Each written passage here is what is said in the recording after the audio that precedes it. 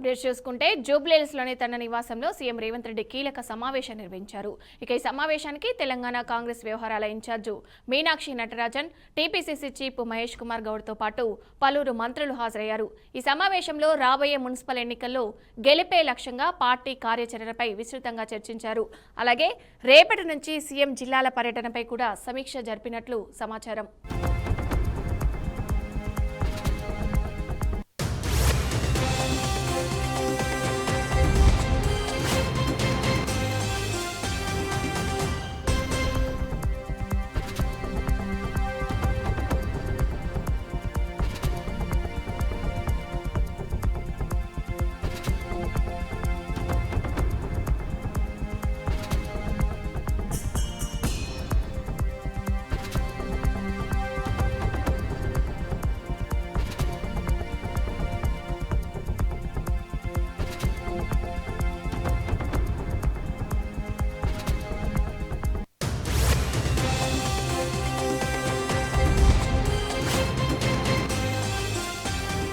అన్నమయ్య జిల్లా రాయచోటిలో మంత్రి మండిపల్లి రాంప్రసాద్ రెడ్డి ఆదేశాల మేరకు శ్రీ వీరభద్రస్వామి ఆలయ నూతన చైర్మన్గా తిరుమల మనోజ్ కుమార్ ఘనంగా ప్రమాణ స్వీకారం చేశారు.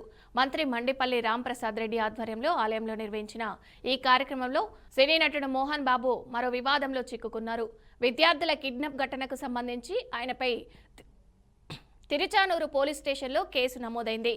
చిత్తూరు జిల్లాలోని మోహన్ బాబు యూనివర్సిటీలో అధికంగా ఫీజులు వసూలు చేస్తున్నారంటూ ఎస్ఎఫ్ఐ ఆధ్వర్యంలో విద్యార్థులు ధర్నాకు పిలుపునిచ్చారు.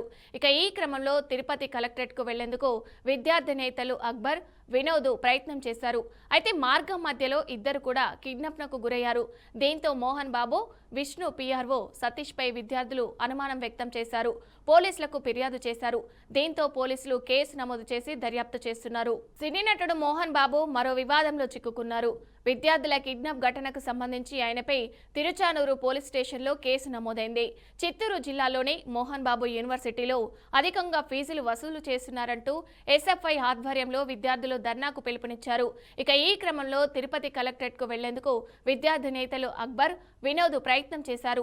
అయితే మార్గం మధ్యలో ఇద్దరు కూడా కిడ్నాప్కు గురయ్యారు. దీంతో మోహన్ బాబు, విష్ణు పిఆర్ఓ సతీష్ పై విద్యార్థులు అనుమానం వ్యక్తం చేశారు. పోలీసులకు ఫిర్యాదు చేశారు. దీంతో పోలీసులు కేసు నమోదు చేసి దర్యాప్తు చేస్తున్నారు. జగిత్యాల జిల్లా మల్లాపూర్ మండలం మొగిలిపేట గ్రామంలో ఘోర రోడ్డు ప్రమాదం జరిగింది. ట్రాక్టర్ బోల్తా పడి 4 మహిళలు అక్కడికక్కడే దుర్మరణం చెందారు. ఈ ఘటన మంగళవారం సాయంత్రం చోటు చేసుకుంది. స్థానికుల వివరాల ప్రకారం వ్యవసాయ పనుల నిమిత్తం పసుపు రిక్కడానికి వెళ్లిన మహిళలు తమ పనిని ముగించుకొని ఇంటికి తిరిగి వస్తున్న సమయంలో పసుపు లోడుతో ఉన్న ట్రాక్టర్లో ఎక్కారు. మార్గం మధ్యలో అదుపు తప్పే ట్రాక్టర్ బోల్తా పడింది. ఇక ఈ ప్రమాదంలో 4 మహిళలు అక్కడికక్కడే మృతి చెందారు. ట్రాక్టర్లో సుమారు 8 మంది మహిళలు ఉన్నట్లు సమాచారం. సంఘటనా స్థలానికి చేరుకున్న పోలీసులు దర్యాప్తు చేపట్టారు. ఈ ఘటనకు సంబంధించి పూర్తి వివరాలు ఇంకా తెలియాల్సి ఉంది. జగిత్యాల జిల్లా మల్లాపూర్ మండలం మొగిలిపేట గ్రామంలో ఘోర రోడ్డు ప్రమాదం జరిగింది. ట్రాక్టర్ బోల్తా పడి 4 మహిళలు అక్కడికక్కడే దుర్మరణం చెందారు. ఈ ఘటన మంగళవారం సాయంత్రం చోటు చేసుకుంది. స్థానికుల వివరాల ప్రకారం వ్యవసాయ పనుల నిమిత్తం పసుపు రిక్కడానికి వెళ్లిన మహిళలు తమ పనిని ముగించుకొని ఇంటికి తిరిగి వస్తున్న సమయంలో పసుపు లోడుతో ఉన్న ట్రాక్టర్లో ఎక్కారు. మార్గం మధ్యలో అదుపు తప్పి ట్రాక్టర్ బోల్తా పడింది. ఈ ప్రమాదంలో 4 మహిళలు అక్కడికక్కడే మృతి చెందారు. ట్రాక్టర్లో సుమారు 8 మంది మహిళలు ఉన్నట్లు సమాచారం. సంఘటనా స్థలానికి చేరుకున్న పోలీసులు దర్యాప్తు చేస్తున్నారు. ఇక ఈ ఘటనకు సంబంధించి ఇంకా పూర్తి వివరాలు తెలియాల్సి ఉంది. వైసీపీ నాయకులు అంబటి రాంబాబు, జోగి రమేష్లపై చట్టపరమైన చర్యలు తీసుకోవాలని కోరుతూ Kakinada city MLA Vanamadi Venkateswararao Kakinada police స్టేషన్లో ఫిర్యాదు చేశారు. ప్రజాస్వామ్య వ్యవస్థలో బాధ్యతాయుతంగా వ్యవహరించాల్సిన ప్రజాప్రతినిధులు వ్యక్తిగత దూషణలకు పాల్పడడం సరికాదన్నారు. సీఎంపై చేసిన వ్యాఖ్యలకు తక్షణమే చర్యలు తీసుకోవాలని కోరారు. చాలా మంది గొడవ సృష్టించే ప్లాన్ చేస్తున్నారు. ఇలాంటి వాళ్ళని కంట్రోల్ చేయాలని చెప్పి 1 టౌన్లో కంప్లైంట్ ఇచ్చాం. ఈ రోజున కంప్లైంట్ ఇవ్వడం జరిగింది. కంప్లైంట్ ఇచ్చి కేసులు పెట్టి వాళ్ళని కంట్రోల్ చేయబోతానండి. ఈ రాష్ట్రంలో ఈ వైసీపీ నాయకుల్ని జగన్మోహన్ రెడ్డి ఈ విధంగా తయారు చేసేస్తాడు. అందరినీ ఈరోజు ఒక టెర్రరిస్ట్లా తయారు చేస్తున్నారండి. ఆంధ్ర రాష్ట్రంలో వైసీపీ నాయకులు ఒక టెర్రరిస్ట్లా తయారైపోతున్నారు. ఈ సందర్భంగా తెలియజేస్తున్నా, టెర్రరిస్ట్లా తయారైపోతున్నారు. అదే ప్రజలు కూడా అర్థం చేసుకోవాలి. ఈరోజు మీకోసం కష్టపడుతుంది ఈ ప్రభుత్వం. ముఖ్యమంత్రి చంద్రబాబు నాయుడు గారు అయితే మా ఆలోచన కూడా ఈరోజు తెలుగుదేశం పార్టీ నాయకుల కార్యకర్తల్ని వాళ్ళు చేస్తున్న విధానాల్ని మనం కూడా గమనించి ఓపికతో ఉండాలి. మీరెవరు కూడా రోడ్లపైకి రావద్దు. వాళ్ళలాగా మనం గొడవలు పెట్టాల్సిన పని లేదు. మనకి ప్రజలు అర్థం చేసుకున్నారు. ఏదోనంటే చట్టం ఉంది, చట్టం ప్రకారంగా వాళ్ళని శిక్షిస్తారు, వాళ్ళు చర్యలు తీసుకుంటారు. ఎవరు కూడా రోడ్లపైకి వచ్చి ఏ విషయంలోని దీన్ని ముందుకు తీసుకెళ్ళకూడదని ఈ సందర్భంగా తెలియజేస్తున్న నాయకులు కార్యకర్తలు విజ్ఞప్తి చేస్తున్నారు. ఈరోజు వీళ్ళే కాదు చాలా మంది. గుంటూరులో అంబటి రాంబాబు ఇంటిపై జరిగిన దాడి ఘటనను వైసీపీ నేతలు పరిశీలించారు. మాజీ మంత్రి అనిల్ కుమార్ యాదవ్ ఘటనా స్థలాన్ని సందర్శించగా వైసీపీ నేతలు బలసాని కిరణ్ కుమార్, అలాగే అంబటి మూరల, మేకతోటి సుచరిత, లేళ్ల అప్పిరెడ్డి, గోపిరెడ్డి, శ్రీనివాసరెడ్డిలతో కలిసి దాడి వివరాలను తెలుసుకున్నారు. అనంతరం అంబటి రాంబాబు కుటుంబ సభ్యులను పరామర్శించిన నేతలు దాడి ఘటనపై తీవ్ర ఆందోళన వ్యక్తం చేశారు. రాజకీయ కక్షతోనే ఈ దాడి జరిగిందని ఆరోపించిన వారు బాధిత కుటుంబానికి అండగా ఉంటామని భరోసా ఇచ్చి ఘటనపై సమగ్ర విచారణ జరపాలని డిమాండ్ చేశారు. తిరుపతి లడ్డు అంశంపై కూటమి ప్రభుత్వ ప్రచారాన్ని ఖండిస్తూ వైసీపీ నేతలు అనంతపురంలో ఫిర్యాదు చేశారు. పవిత్రమైన తిరుపతి లడ్డుపై కూటమి ప్రభుత్వ నాయకులు తప్పుడు ప్రచారం చేస్తున్నారంటూ అనంతపురం 2 టౌన్ పోలీస్ స్టేషన్లో ఫిర్యాదు నమోదు చేశారు. సిట్ నివేదికలో తిరుపతి లడ్డులో ఎటువంటి కల్తీ లేదని స్పష్టంగా తెలిపారు అని గుర్తు చేశారు. ఇక కూటమి ప్రభుత్వం అధికారంలోకి వచ్చిన తర్వాత రాష్ట్ర వ్యాప్తంగా ఫ్లెక్సీలు ఏర్పాటు చేసి మాజీ సీఎం వైఎస్ జగన్మోహన్ రెడ్డిపై దుష్ప్రచారం చేస్తున్నారని ఆరోపించారు. ఇక అలాగే కూటమి ప్రభుత్వం వచ్చాక రాష్ట్ర వ్యాప్తంగా దౌర్జన్యాలు, దాడులు పెరిగిపోయాయని విమర్శిస్తూ తిరుమల శ్రీవారి దేవస్థానాన్ని అప్రతిష్ఠ చేసే ఈ ప్రచారాన్ని వెంటనే ఆపి పవిత్రమైన ఆలయాన్ని రాజకీయాలకు దూరంగా ఉంచాలని డిమాండ్ చేశారు. ఆంధ్రప్రదేశ్లో జరుగుతున్నటువంటి సంఘటనలు అందరికీ తెలిసినదే. ఈరోజు ఆంధ్రప్రదేశ్లో చూసుకుంటే ఏ విధంగా అరాచకాలు జరుగుతుందని మనం అందరూ కూడా గమనించాల్సిన విషయం ఎంతైనా ఉంది. లడ్డూ విషయానికి సంబంధించి కూటమి ప్రభుత్వం నాయకులు చంద్రబాబు నాయుడు గారు కావచ్చు, పవన్ కళ్యాణ్ గారు కావచ్చు, లోకేష్ గారు కావచ్చు, గత కొన్ని నెలలుగా అనేక దుష్ప్రచారాలు చేస్తున్న విషయం కూడా మనం కూడా గమనిస్తున్నాం. తిరుపతి లడ్డు ఏదైతే దాంట్లో తిరుపతి లడ్డు ప్రసాదం నెయ్యిలో అనిమల్ ఫ్యాట్ ఉందని చెప్పేసి అనేక దుష్ప్రచారాలు చేయడం జరుగుతుంది. సుప్రీంకోర్టు సిబిఐ ఏదైతే సిట్ని విచారణ చేసిన తర్వాత ఇందులో నో అనిమల్ ఫ్యాట్ అని చెప్పేసి క్లియర్గా చెప్పడం జరిగింది. అయినప్పటికీ కూడా వీళ్ళు చెప్పిండేవన్నీ కూడా ఎక్కడ ప్రజల్లో మేమందరూ కూడా తగ్గిపోతున్నామని చెప్పేసి కూటమి ప్రభుత్వం అందరూ కూడా ప్రత్యేకంగా ప్రతి జిల్లాలో ఫ్లెక్సీలు ఏర్పాటు చేసి జగన్మోహన్ రెడ్డి గారు కావచ్చు, కరుణాకర్ రెడ్డి గారు కావచ్చు, వైవి సుబ్బారెడ్డి గారు కావచ్చు, అదంతా పెద్ద పెద్ద ఫ్లెక్సీలు ఏర్పాటు చేసి ఇంకా దుష్ప్రచారం చేస్తున్నారంటే ఎంత దౌర్భాగ్య పరిస్థితుల్లో మన రాష్ట్ర పరిపాలన చేస్తున్నారు కూడా ఒకసారి గమనించాల. జగన్మోహన్ రెడ్డి గారు వీళ్ళందరూ ఇట్లా చేస్తున్నారు. ఖచ్చితంగా మేమందరం కూడా స్టేట్ కాల్ ఇచ్చి చంద్రబాబు నాయుడు గారు కావచ్చు, పవన్ కళ్యాణ్ గారు కావచ్చు, వీళ్ళందరూ కూడా మంచి ప్రసాదించాలా దేవుడు అని చెప్పేసి ఒక స్టేట్ కాల్ ఇచ్చి గుడిలో అందరూ వెళ్ళి వెంకటేశ్వర స్వామి గుడికి వెళ్ళి అందరూ ఒక పూజా కార్యక్రమం చేయండి అని చెప్పి చెప్పడం జరిగింది. ఆ చెప్పి వచ్చేటప్పుడు ఏ విధంగా అయితే అంబటి రాంబాబు గారికి అడ్డుకొని ఆ రోజు ఆయన పైన దాడి చేయడం, వాళ్ళ ఇంటి దగ్గర వెళ్ళి దాడి చేయడం, వాళ్ళ వాహనాన్ని దడ్డు చేయడం, ఇంటిపైన నిప్పు పెట్టడం, ఎన్ని అరాచకాలు జరుగుతుంటే కూటమి ప్రభుత్వం చూస్తూ ఊరుకుందంటే ఏ విధంగా మనం ఒకసారి గమనించాలి. జనసేన పార్టీ సీనియర్ నాయకులు బొలిశెట్టి సత్యనారాయణ సంచలన నిర్ణయం తీసుకున్నారు. తన పార్టీ పదవుల నుండి తాత్కాలికంగా తప్పుకుంటున్నట్లు ప్రకటించారు. ఈ విషయం రాజకీయ వర్గాల్లో చర్చకు దారితీశాయి.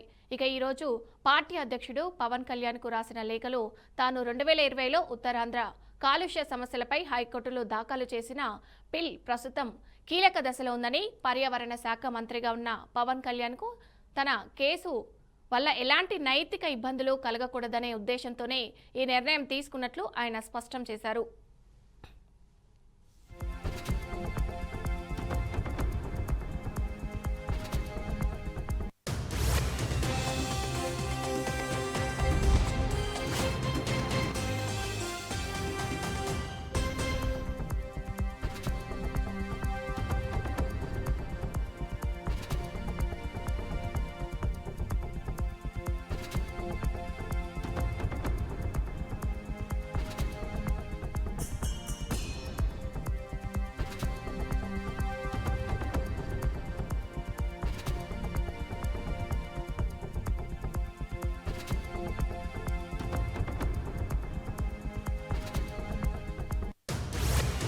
ఎన్నికల కోడ్ అమల్లో భాగంగా నిర్మల్ జిల్లా ఖానాపూర్ మండలంలో ఎన్నికల సిబ్బంది తనిఖీలు చేపట్టారు.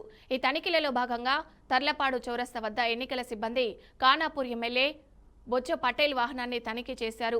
ఎన్నికల నిబంధనల ప్రకారం వాహనాన్ని ఆపి పరిశీలించగా ఎమ్మెల్యే పూర్తిగా సహకరించారు. ఎన్నికల సమయంలో ప్రతి వాహనాన్ని తనిఖీ చేయడం తప్పనిసరిగా ఉండడంతో ప్రజాప్రతినిధుల వాహనాలను కూడా మినహాయింపు లేదని ఎన్నికల అధికారులు తెలిపారు. ఇక ఈ తనిఖీలు నిరంతరం కొనసాగుతాయని స్పష్టం చేశారు. కామారెడ్డి జిల్లా కేంద్రంలో కలుషిత నీటి సరఫరా కలకలం రేపుతుంది. పట్టణంలోని పలు వార్డులలో కుళాయిల ద్వారా మురికి నీరు రావడంతో ప్రజలు తీవ్ర భయాందోళనకు గురవుతున్నారు. ఇక ఈ నీటిని తాగిన పలువురు వాంతులు విరోచనాలతో అస్వస్థతకు గురయ్యారు. బాధితులను చికిత్స నిమిత్తం పట్టణంలోని పలు ఆసుపత్రులకు తరలించారు. ఇక ఈ ఘటనపై స్థానికులు మున్సిపల్ అధికారులకు సమాచారం అందించారు. వెంటనే నల్గొండ జిల్లా సీఎం రేవంత్ రెడ్డి పర్యటన కోసం మిర్యాలగూడలో చకచకా ఏర్పాట్లు కొనసాగుతున్నాయి. ఈ నెల 4న గూడూరు గ్రామంలో నిర్వహించే సభా ప్రాంగణాన్ని జిల్లా కలెక్టర్ చంద్రశేఖర్, ఎస్పీ శరత్ చంద్ర పవర్ అధికారులతో కలిసి పరిశీలించారు. ఇక ముఖ్యమంత్రి పర్యటన నేపథ్యంలో ఏర్పాట్లను అధికారులతో చర్చించారు. సభా స్థలాన్ని, హెలిపాడ్ను పరిశీలించి పలు సూచనలు ఇచ్చారు. సీఎం పర్యటన నేపథ్యంలో ఎలాంటి అవాంఛనీయ సంఘటనలు చోటు చేసుకోకుండా పటిష్టమైన భద్రత ఏర్పాటు చేయాలని అధికారులకు ఆదేశించారు. ఇక ట్రాఫిక్ మళ్లింపుపై అధికారులకు సూచనలు, దిశానిర్దేశం చేసి ప్రజలకు ఎలాంటి అసౌకర్యం కలగకుండా అన్ని సౌకర్యాలు ఏర్పాటు చేస్తున్నారు. వికారాబాద్ మున్సిపల్ పరిధిలో నామినేషన్ల ఉపసంహరణ ముగిసింది. మొత్తం 34 వార్డులకు 284 నామినేషన్లు సమర్పించబడగా పత్రాలు సరిగ్గా లేనందున 105 నామినేషన్లు తిరస్కరించారు. మిగిలిన 179 మందిలో 67 మంది తమ నామినేషన్లు ఉపసంహరించుకోవడం. ప్రస్తుతం 110 మంది అభ్యర్థులు పోటీలో ఉన్నట్లు మున్సిపల్ కమిషనర్ ప్రకటించారు. కాగా 1వ వార్డు మరియు 15వ వార్డులు ఏకగ్రీవమైనట్లు అధికారులు వెల్లడించారు. 1వ వార్డులో కాంగ్రెస్ అభ్యర్థి ఏకగ్రీవం కాగా 15వ వార్డులో బీఆర్ఎస్ పార్టీ నుండి ఏకగ్రీవంగా ఎన్నికైన విజయలక్ష్మి అనూహ్యంగా కాంగ్రెస్ కండువా కప్పుకోవడం స్థానిక రాజకీయాల్లో చర్చనీయాంశంగా మారింది.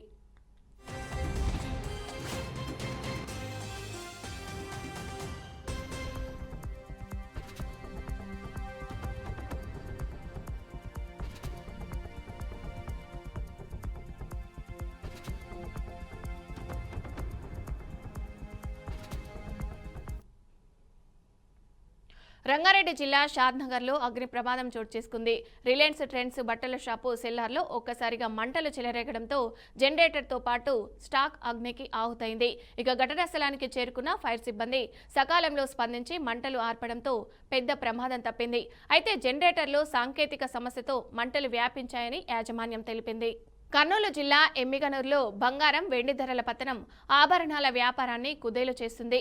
ధరలు ఒక్కసారిగా తగ్గిపోవడంతో వ్యాపారస్తులు తీవ్ర నష్టాల భయంతో దుకాణాలు మూసివేయాల్సిన పరిస్థితి ఏర్పడింది. ఇక గతంలో అధిక ధరలకు కొనుగోలు చేసిన కస్టమర్లు ఇప్పుడు అమ్మకానికి రావడంతో మార్కెట్లో ఉద్రిక్త వాతావరణం నెలకొంది. ధరల హెచ్చుతగ్గుల నియంత్రణలోకి వస్తేనే వ్యాపారం సాధారణ స్థితికి వస్తుందని వ్యాపారులు చెబుతున్నారు. అయితే పెళ్లిళ్ల సీజన్ నేపథ్యంలో ఈ పరిస్థితి కొనసాగితే మార్కెట్పై తీవ్ర ప్రభావం పడుతుందనే ఆందోళన వ్యక్తమవుతుంది.